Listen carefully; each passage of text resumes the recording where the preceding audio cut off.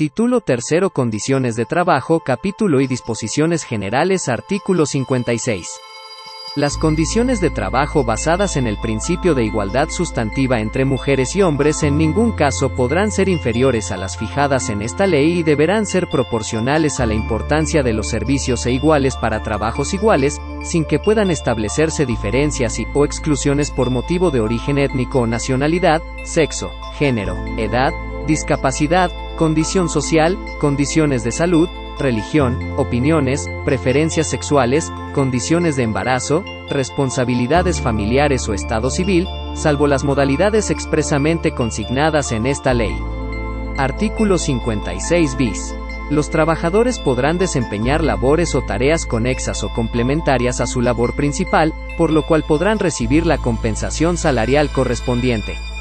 Para los efectos del párrafo anterior, se entenderán como labores o tareas conexas o complementarias, aquellas relacionadas permanente y directamente con las que estén pactadas en los contratos individuales y colectivos de trabajo o, en su caso, las que habitualmente realice el trabajador. Artículo 57. El trabajador podrá solicitar al tribunal la modificación de las condiciones de trabajo, cuando el salario no sea remunerador o sea excesiva la jornada de trabajo o concurran circunstancias económicas que la justifiquen. El patrón podrá solicitar la modificación cuando concurran circunstancias económicas que la justifiquen. Capítulo segunda. Jornada de trabajo. Artículo 58. Jornada de trabajo es el tiempo durante el cual el trabajador está a disposición del patrón para prestar su trabajo. Artículo 59. El trabajador y el patrón fijarán la duración de la jornada de trabajo, sin que pueda exceder los máximos legales. Los trabajadores y el patrón podrán repartir las horas de trabajo, a fin de permitir a los primeros el reposo del sábado en la tarde o cualquier modalidad equivalente. Artículo 60. Jornada diurna es la comprendida entre las 6 y las 20 horas. Jornada nocturna es la comprendida entre las 20 y las 6 horas. Jornada mixta es la que comprende periodos de tiempo de las jornadas diurna y nocturna, siempre que el periodo nocturno sea menor de 3 horas y media, pues si comprende 3 y media o más, se reputará jornada nocturna. Artículo 61. La duración máxima de la jornada será 8 horas la diurna, 7 la nocturna y 7 horas y media la mixta. Artículo 62. Para fijar la jornada de trabajo se observará lo dispuesto en el artículo 5, fracción 3. Artículo 63. Durante la jornada continua de trabajo se concederá al trabajador un descanso de media hora, por lo menos. Artículo 64. Cuando el trabajador no pueda salir del lugar donde presta sus servicios durante las horas de reposo o de comidas, el tiempo correspondiente le será computado como tiempo efectivo de la jornada de trabajo.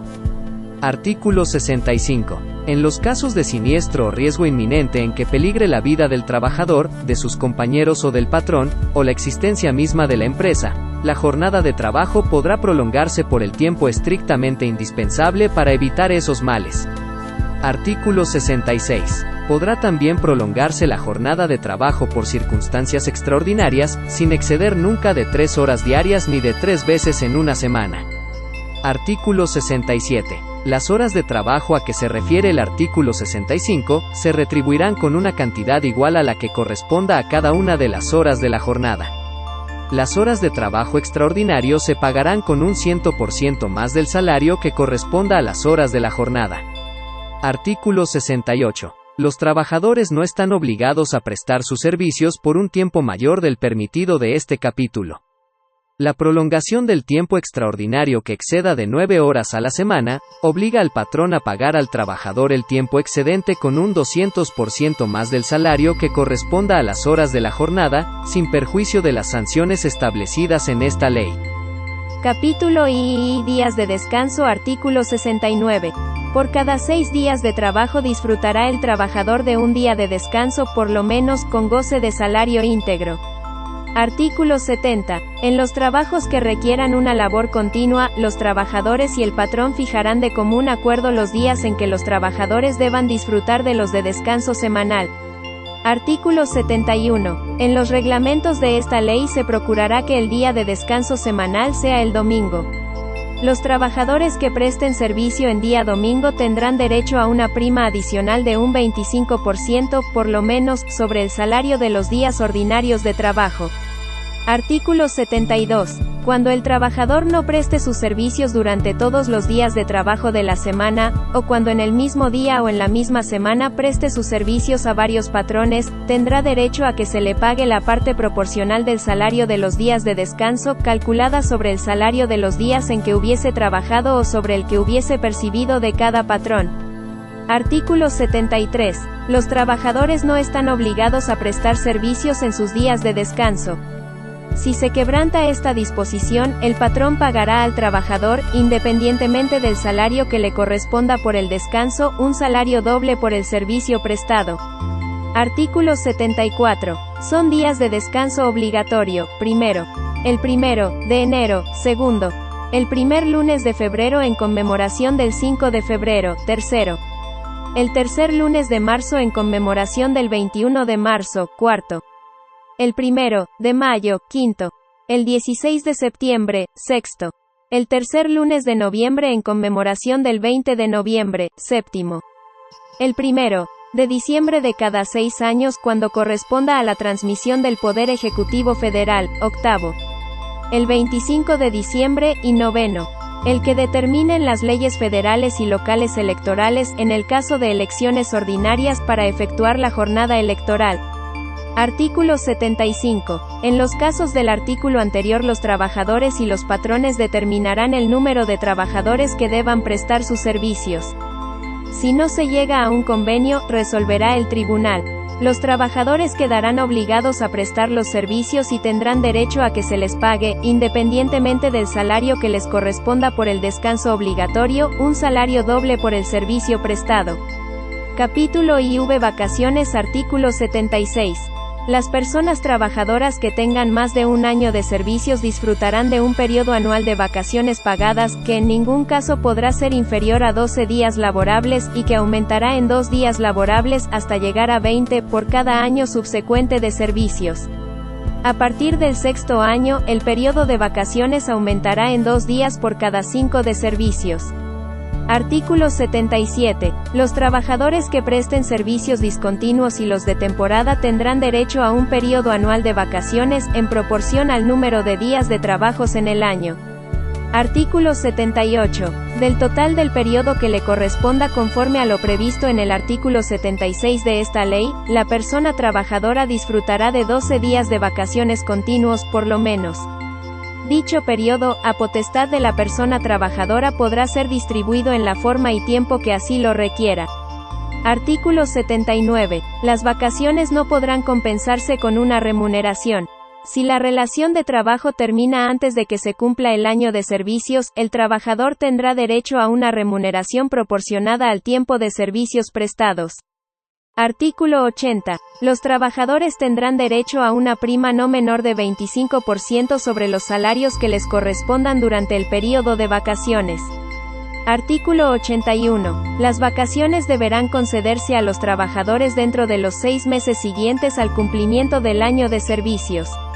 Los patrones entregarán anualmente a sus trabajadores una constancia que contenga su antigüedad y, de acuerdo con ella, el período de vacaciones que les corresponda y la fecha en que deberán disfrutarlo. Capítulo V. Salario. Artículo 82. Salario es la retribución que debe pagar el patrón al trabajador por su trabajo. Artículo 83. El salario puede fijarse por unidad de tiempo, por unidad de obra, por comisión, a precio alzado o de cualquier otra manera. Tratándose de salario por unidad de tiempo, se establecerá específicamente esa naturaleza. El trabajador y el patrón podrán convenir el monto, siempre que se trate de un salario remunerador, así como el pago por cada hora de prestación de servicio, siempre y cuando no se exceda la jornada máxima legal y se respeten los derechos laborales y de seguridad social que correspondan a la plaza de que se trate. El ingreso que perciban los trabajadores por esta modalidad, en ningún caso será inferior al que corresponda a una jornada diaria. Cuando el salario se fije por unidad de obra, además de especificarse la naturaleza de esta, se hará constar la cantidad y calidad del material, el estado de la herramienta y útiles que el patrón, en su caso, proporcione para ejecutar la obra, y el tiempo por el que los pondrá a disposición del trabajador, sin que pueda exigir cantidad alguna por concepto del desgaste natural que sufra la herramienta como consecuencia del trabajo. Artículo 84. El salario se integra con los pagos hechos en efectivo por cuota diaria, gratificaciones, percepciones, habitación, primas, comisiones, prestaciones en especie y cualquiera otra cantidad o prestación que se entregue al trabajador por su trabajo. Artículo 85. El salario debe ser remunerador y nunca menor al fijado como mínimo de acuerdo con las disposiciones de esta ley. Para fijar el importe del salario se tomarán en consideración la cantidad y calidad del trabajo. En el salario por unidad de obra, la retribución que se pague será tal, que para un trabajo normal, en una jornada de 8 horas, dé por resultado el monto del salario mínimo, por lo menos. Artículo 86. A trabajo igual, desempeñado en puesto, jornada y condiciones de eficiencia también iguales, debe corresponder salario igual. Artículo 87. Los trabajadores tendrán derecho a un aguinaldo anual que deberá pagarse antes del día 20 de diciembre, equivalente a 15 días de salario, por lo menos. Los que no hayan cumplido el año de servicios, independientemente de que se encuentren laborando o no en la fecha de liquidación del aguinaldo, tendrán derecho a que se les pague la parte proporcional del mismo, conforme al tiempo que hubieren trabajado, cualquiera que fuere este.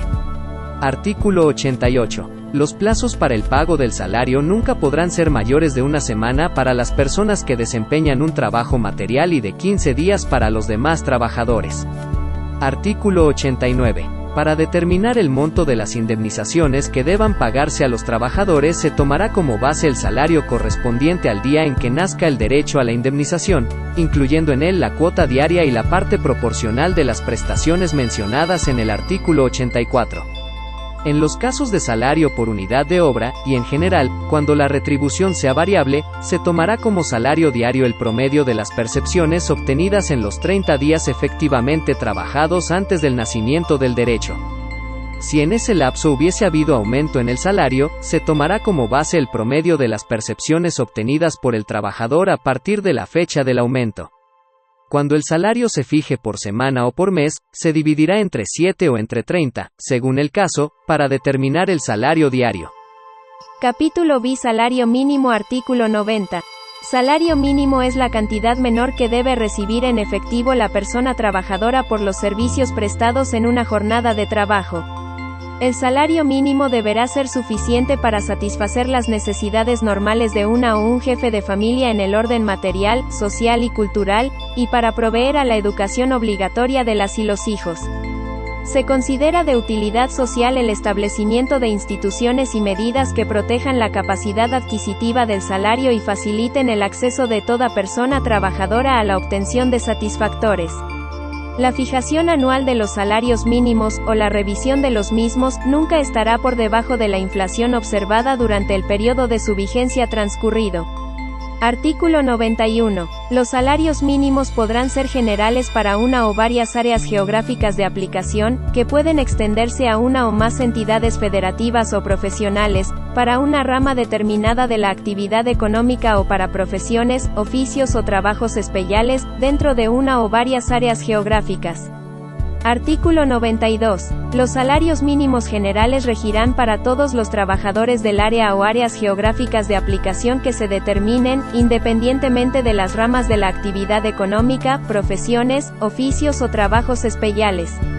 Artículo 93. Los salarios mínimos profesionales regirán para todos los trabajadores de las ramas de actividad económica, profesiones, oficios o trabajos especiales que se determinen dentro de una o varias áreas geográficas de aplicación.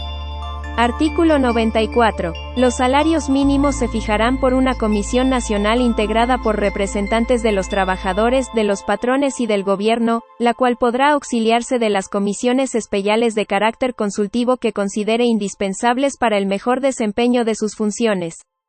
Artículo 95. La Comisión Nacional de los Salarios Mínimos y las comisiones consultivas se integrarán en forma tripartita, de acuerdo a lo establecido por el capítulo 2 del título 13 de esta ley. Artículo 96. La Comisión Nacional determinará la división de la República en áreas geográficas, las que estarán constituidas por uno o más municipios en los que deba regir un mismo salario mínimo general, sin que necesariamente exista continuidad territorial entre dichos municipios. Artículo 97. Los salarios mínimos no podrán ser objeto de compensación, descuento o reducción, salvo en los casos siguientes. Primero, pensiones alimenticias decretadas por la autoridad competente en favor de las personas mencionadas en el artículo 110, fracción v, y segundo, pago de rentas a que se refiere el artículo 151. Este descuento no podrá exceder del 10% del salario. Tercero, pago de abonos para cubrir préstamos provenientes del Fondo Nacional de la Vivienda para los trabajadores destinados a la adquisición, construcción, reparación, ampliación o mejoras de casas habitación o al pago de pasivos adquiridos por estos conceptos. Asimismo, a aquellos trabajadores que se les haya otorgado un crédito para la adquisición de viviendas ubicadas en conjuntos habitacionales financiados por el Instituto del Fondo Nacional de la Vivienda para los Trabajadores se les descontará el 1% del salario a que se refiere el artículo 143 de esta ley, que se destinará a cubrir los gastos que se eroguen por concepto de administración, operación y mantenimiento del conjunto habitacional de que se trate. Estos descuentos deberán haber sido aceptados libremente por el trabajador y no podrán exceder el 20% del salario. Cuarto, pago de abonos para cubrir créditos otorgados o garantizados por el instituto a que se refiere el artículo 103 bis de esta ley, destinados a la adquisición de bienes de consumo duradero o al pago de servicios. Estos descuentos estarán precedidos de la aceptación que libremente haya hecho el trabajador y no podrán exceder del 10% del salario. Capítulo 7. Normas protectoras y privilegios del salario. Artículo 98. Los trabajadores dispondrán libremente de sus salarios. Cualquier disposición o medida que desvirtúe este derecho será nula. Artículo 99. El derecho a percibir el salario es irrenunciable. Lo es igualmente el derecho a percibir los salarios devengados. Artículo 100. El salario se pagará directamente al trabajador. Solo en los casos en que esté imposibilitado para efectuar personalmente el cobro, el pago se hará a la persona que designe como apoderado mediante carta poder suscrita por 2 testigos. El pago hecho en contravención a lo dispuesto en el párrafo anterior no libera de responsabilidad al patrón. Artículo 101. El salario en efectivo deberá pagarse precisamente en moneda de curso legal, no siendo permitido hacerlo en mercancías, vales, fichas o cualquier otro signo representativo con que se pretenda sustituir la moneda. Previo consentimiento del trabajador, el pago del salario podrá efectuarse por medio de depósito en cuenta bancaria, tarjeta de débito, transferencias o cualquier otro medio electrónico. Los gastos o costos que originen estos medios alternativos de pago serán cubiertos por el patrón. En todos los casos, el trabajador deberá tener acceso a la información detallada de los conceptos y deducciones de pago. Los recibos de pago deberán entregarse al trabajador en forma impresa o por cualquier otro medio, sin perjuicio de que el patrón lo deba entregar en documento impreso cuando el trabajador así lo requiera.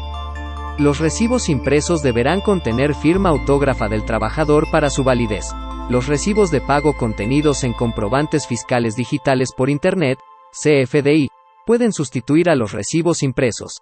El contenido de un CFDI hará prueba si se verifica en el portal de Internet del Servicio de Administración Tributaria. En caso de ser validado, se estará a lo dispuesto en la fracción I del artículo 836d de esta ley. Artículo 102. Las prestaciones en especie deberán ser apropiadas al uso personal del trabajador y de su familia y razonablemente proporcionadas al monto del salario que se pague en efectivo. Artículo 103. Los almacenes y tiendas en que se expenda ropa, comestibles y artículos para el hogar, podrán crearse por convenio entre los trabajadores y los patrones, de una o varias empresas, de conformidad con las normas siguientes. Primero, la adquisición de las mercancías será libre sin que pueda ejercerse coacción sobre los trabajadores. Segundo, los precios de venta de los productos se fijarán por convenio entre los trabajadores y los patrones, y nunca podrán ser superiores a los precios oficiales y en su defecto a los corrientes en el mercado. Tercero, las modificaciones en los precios se sujetarán a lo dispuesto en la fracción anterior. Y cuarto, en el convenio se determinará la participación que corresponda a los trabajadores en la administración y vigilancia del almacén o tienda. Artículo 103 bis. El Instituto del Fondo Nacional para el Consumo de los Trabajadores, conforme a la ley que lo regula, establecerá las bases para, primero, otorgar crédito a los trabajadores, procurando las mejores condiciones de mercado, y segundo, facilitar el acceso de los trabajadores a los servicios financieros que promuevan su ahorro y la consolidación de su patrimonio. Artículo 104. Es nula la cesión de los salarios en favor del patrón o de terceras personas, cualquiera que sea la denominación o forma que se le dé. Artículo 105. El salario de los trabajadores no será objeto de compensación alguna. Artículo 106. La obligación del patrón de pagar el salario no se suspende, salvo en los casos y con los requisitos establecidos en esta ley. Artículo 107. Está prohibida la imposición de multas a los trabajadores, cualquiera que sea su causa o concepto. Artículo 108. El pago del salario se efectuará en el lugar donde los trabajadores presten sus servicios. Artículo 109. El pago deberá efectuarse en día laborable, fijado por convenio entre el trabajador y el patrón, durante las horas de trabajo o inmediatamente después de su terminación. Artículo 110. Los descuentos en los salarios de los trabajadores están prohibidos salvo en los casos y con los requisitos siguientes. Primero, pago de deudas contraídas con el patrón por anticipo de salarios, pagos hechos con exceso al trabajador, errores, pérdidas, averías o adquisición de artículos producidos por la empresa o establecimiento. La cantidad exigible en ningún caso podrá ser mayor del importe de los salarios de un mes y el descuento será al que convengan el trabajador y el patrón, sin que pueda ser mayor del 30% del excedente del salario mínimo. Segundo, pago de la renta a que se refiere el artículo 151 que no podrá exceder del 15% del salario. Tercero, pago de abonos para cubrir préstamos provenientes del Fondo Nacional de la Vivienda para los trabajadores destinados a la adquisición, construcción, reparación, ampliación o mejoras de casas habitación o al pago de pasivos adquiridos por estos conceptos. Asimismo, a aquellos trabajadores que se les haya otorgado un crédito para la adquisición de viviendas ubicadas en conjuntos habitacionales financiados por el Instituto del Fondo Nacional de la Vivienda para los trabajadores se les descontará el 1% del salario a que se refiere el artículo 143 de esta ley, que se destinará a cubrir los gastos que se eroguen por concepto de administración, operación y mantenimiento del conjunto habitacional de que se trate. Estos descuentos deberán haber sido aceptados libremente por el trabajador. Cuarto, pago de cuotas para la constitución y fomento de sociedades cooperativas y de cajas de ahorro, siempre que los trabajadores manifiesten expresa y libremente su conformidad y que no sean mayores del 30% del excedente del salario mínimo. Quinto, pago de pensiones alimenticias en favor de acreedores alimentarios decretado por la autoridad competente. En caso de que el trabajador deje de prestar sus servicios en el centro de trabajo, el patrón deberá informar a la autoridad jurisdiccional competente y los acreedores alimentarios tal circunstancia, dentro de los 5 días hábiles siguientes a la fecha de la terminación de la relación laboral. Sexto, pago de las cuotas sindicales ordinarias previstas en los estatutos de los sindicatos. El trabajador podrá manifestar por escrito su voluntad de que no se le aplique la cuota sindical, en cuyo caso el patrón no podrá descontarla. Séptimo, pago de abonos para cubrir créditos garantizados por el instituto a que se refiere el artículo 103 bis de esta ley, destinados a la adquisición de bienes de consumo o al pago de servicios. Estos descuentos deberán haber sido aceptados libremente por el trabajador y no podrán exceder del 20% del salario. Artículo 111. Las deudas contraídas por los trabajadores con sus patrones en ningún caso devengarán intereses. Artículo 112. Los salarios de los trabajadores no podrán ser embargados, salvo el caso de pensiones alimenticias decretadas por la autoridad competente en beneficio de las personas señaladas en el artículo 110, fracción V. Los patrones no están obligados a cumplir ninguna otra orden judicial o administrativa de embargo. Artículo 113. Los salarios devengados en el último año y las indemnizaciones debidas a los trabajadores son preferentes sobre cualquier otro crédito, incluidos los que disfruten de garantía real, los fiscales y los a favor del Instituto Mexicano del Seguro Social, sobre todos los bienes del patrón. Artículo 114. Los trabajadores no necesitan entrar a concurso, quiebra, suspensión de pagos o sucesión. El tribunal procederá al embargo y remate de los bienes necesarios para el pago de los salarios e indemnizaciones. Artículo 115. Los beneficiarios del trabajador fallecido tendrán derecho a percibir las prestaciones e indemnizaciones pendientes de cubrirse, ejercitar las acciones y continuar los juicios, sin necesidad de juicio sucesorio.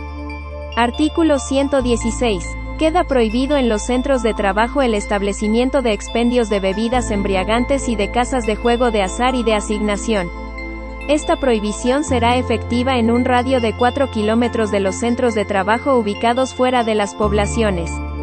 Para los efectos de esta ley, son bebidas embriagantes aquellas cuyo contenido alcohólico exceda del 5%.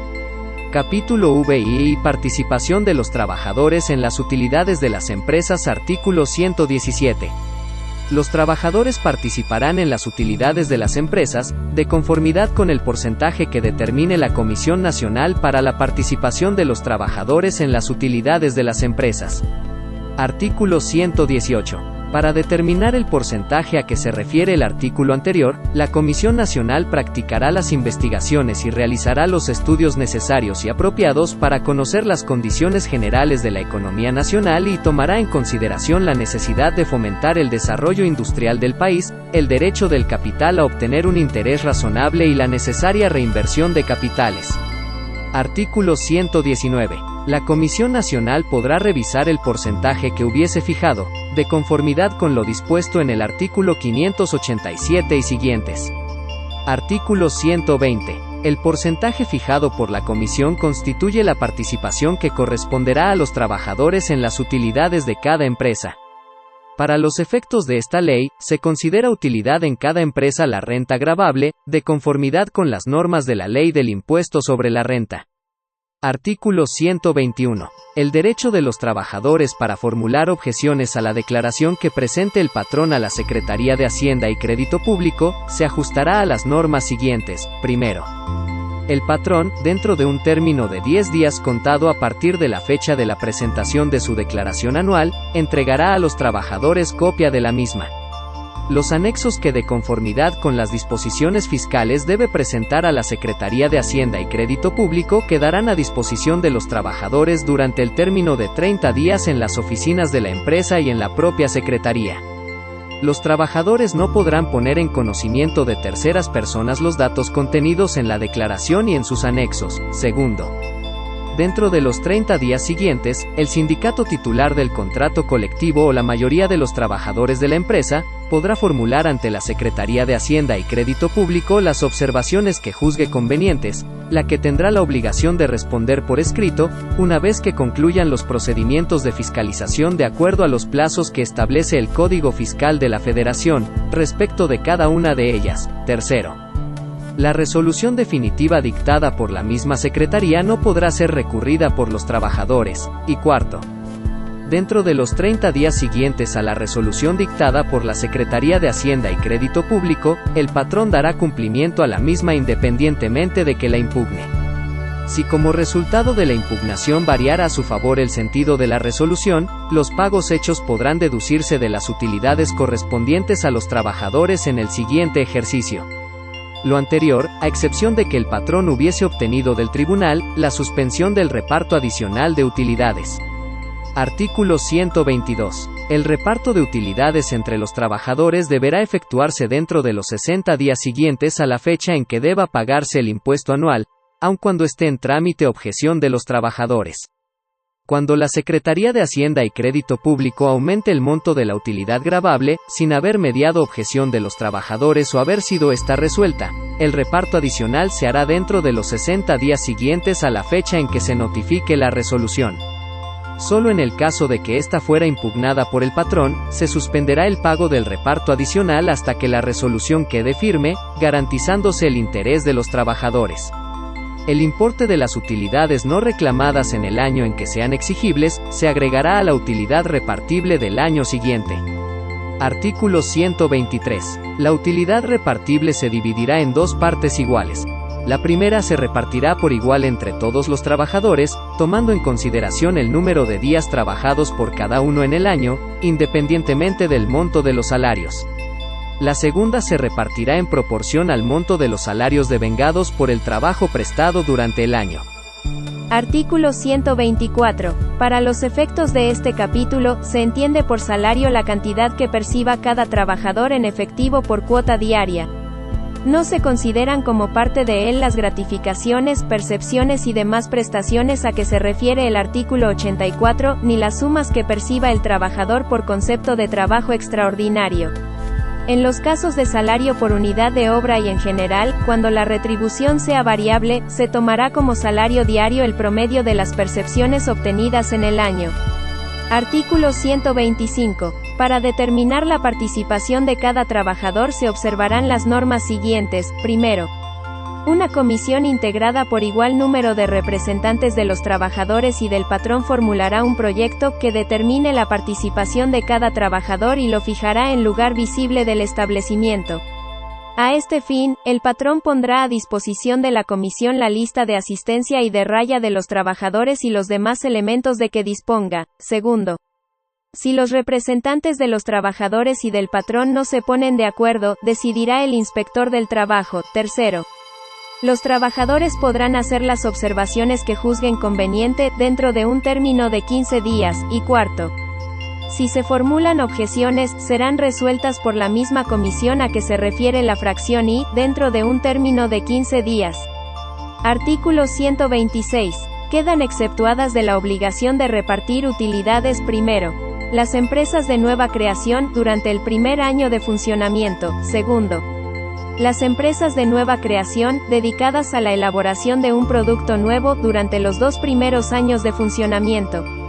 La determinación de la novedad del producto se ajustará a lo que dispongan las leyes para fomento de industrias nuevas. Tercero, las empresas de industria extractiva, de nueva creación, durante el período de exploración. Cuarto, las instituciones de asistencia privada, reconocidas por las leyes, que con bienes de propiedad particular ejecuten actos con fines humanitarios de asistencia, sin propósitos de lucro y sin designar individualmente a los beneficiarios. Quinto, el Instituto Mexicano del Seguro Social y las instituciones públicas descentralizadas con fines culturales, asistenciales o de beneficencia. Y sexto, las empresas que tengan un capital menor del que fije la Secretaría del Trabajo y Previsión Social por ramas de la industria, previa consulta con la Secretaría de Economía.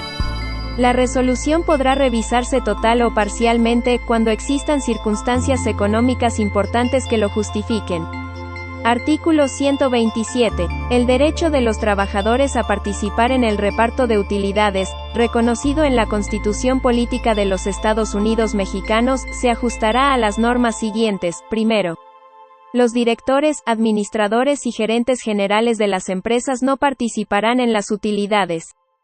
Segundo, los demás trabajadores de confianza participarán en las utilidades de las empresas, pero si el salario que perciben es mayor del que corresponda al trabajador sindicalizado de más alto salario dentro de la empresa, o a falta de este al trabajador de planta con la misma característica, se considerará este salario aumentado en un 20% como salario máximo.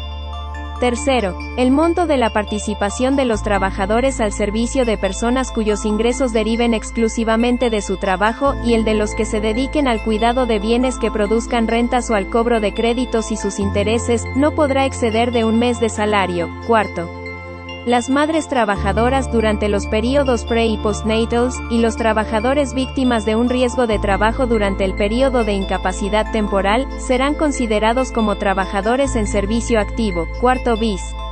Los trabajadores del establecimiento de una empresa forman parte de ella para efectos de la participación de los trabajadores en las utilidades. Quinto, en la industria de la construcción, después de determinar qué trabajadores tienen derecho a participar en el reparto, la comisión a que se refiere el artículo 125 adoptará las medidas que juzgue conveniente para su citación. Sexto, los trabajadores del hogar no participarán en el reparto de utilidades. Y séptimo, los trabajadores eventuales tendrán derecho a participar en las utilidades de la empresa cuando hayan trabajado 60 días durante el año, por lo menos.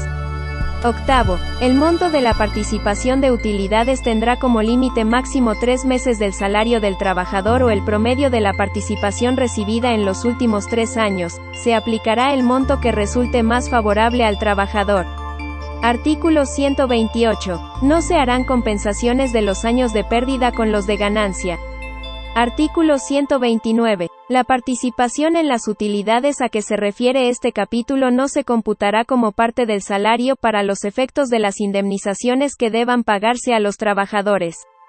Artículo 130. Las cantidades que correspondan a los trabajadores por concepto de utilidades quedan protegidas por las normas contenidas en los artículos 98 y siguientes. Artículo 131. El derecho de los trabajadores a participar en las utilidades no implica la facultad de intervenir en la dirección o administración de las empresas.